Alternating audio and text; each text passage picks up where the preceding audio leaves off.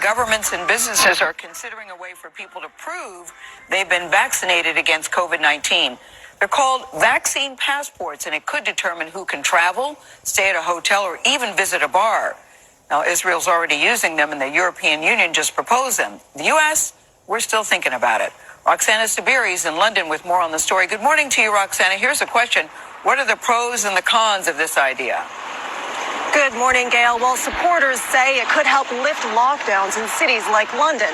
You get a shot, you get a digital pass on your phone, and then you can enter restaurants and pubs. But critics warn of the potential pitfalls over privacy and more. Israelis must now scan in to get in. To gyms, hotels, even concerts like this. It is all set in the telephone. It's very convenient. For more than 3 million Israelis and counting, this is the ticket back to some kind of normalcy. Finally, all the way in the car, I sang back to life, back to reality.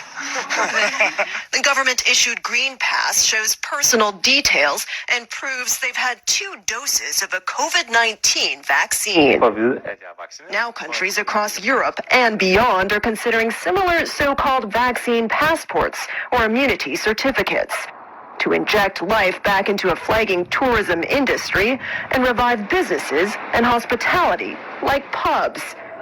The UK is studying whether to introduce vaccine certificates, raising the possibility that Brits could soon need a passport for a pint.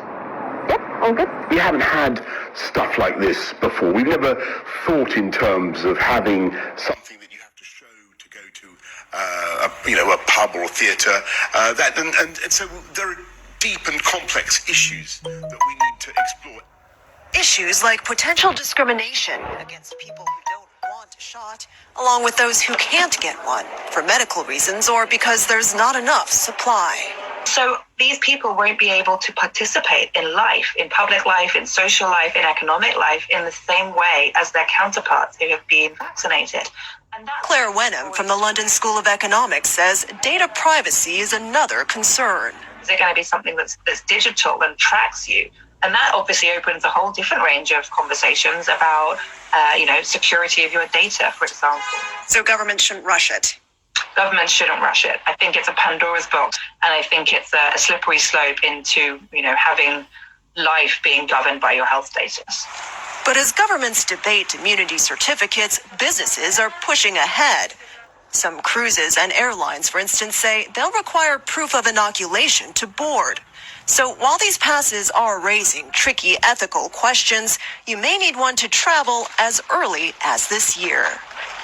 The WHO tells CBS News it opposes requiring vaccines for travel as long as the global supply is limited and their ability to stop the spread of the virus is not yet clear. Tony? All right, Roxana Saberi in London for us. Roxana, thank you very much. I love this idea. I love it too. I love Not everything is a slippery slope. Sometimes you're taking one step forward and that's all. We get tracked digitally.